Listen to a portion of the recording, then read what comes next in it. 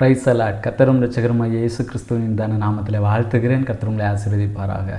இந்த இனிய நாளை காண செய்த தேவாதி தேவனுக்கு ஸ்தோத்திரம் உண்டாவதாக. இந்த நாளிலே நல்ல கிருபைகளையும் ஆசீர்வாதங்களையும் தந்து கர்த்தர் ஆசீர்வதித்து வழி நடத்துவாராக. 22வது சங்கீதம் 24வது வசனம்.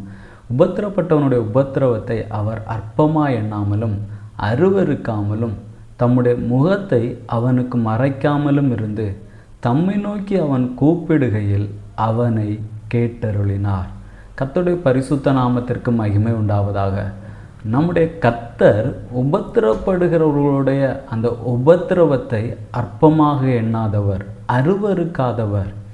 பொதுவாக நாம் உபத்திரப்படும் பொழுது சுற்றி இருக்கிறவர்கள் அந்த உபத்திரவத்தை பார்த்து, நாம் படக்கூடிய அந்த துன்பங்களை பார்த்து, நம்முடைய வாழ்க்கையில் வரக்கூடிய அந்த இடையூறுகளை பார்த்து என்ன செய்வார்கள்? நம்மை அற்பமாக எண்ணுவார்கள்.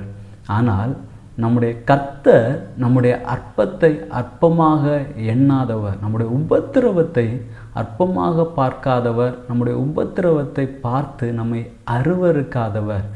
யோபுனுடைய வாழ்க்கையிலே பார்க்கும் பொழுது, யோபு உபத்திரவப்படும் பொழுது யாருமே யோபுவை தேடி வரவில்லை. 3 நண்பர்கள் வந்தார்கள். அவர்கள் கூட யோபுவை காயப்படுத்தி விட்டு தான் செல்லுகிறதை நாம் பார்க்க முடிகிறது. ஆனால் யோபு பின்பதாக கர்த்தர் ஆசீர்வதிக்கப்பட்ட பின்பு, அப்போ அந்த உபத்திரவம் எல்லாவற்றிலும் யார் கூட இருக்கிறார்? கர்த்தர் இருக்கிறார். கர்த்தர் இருந்து பின்பு ஆசீர்வதிக்கப்பட்ட பின்பு உறவினர்கள் எல்லாரும் தேடி வருகிறதை நாம் வேதத்திலே பார்க்கிறோம். அதே போல தான் நம்முடைய வாழ்க்கையிலே நாம் உபத்திரவப்படும் பொழுது நம்மை யாரும் கண்டுகொள்ளாமல் இருக்கலாம். யாருமே நம்மை பார்க்க வராமல், நம்மை விசாரிக்காமல் இருக்கலாம். ஆனால் நம்முடைய உபத்திரவத்திலே நம்மை பார்க்கிற ஒரு கர்த்தர் உண்டு. அந்த உபத்திரவத்தை அற்பமாக பார்க்காத ஒரு நல்ல தகப்பன் நமக்கு உண்டு. அவர் என்ன செய்கிறார்?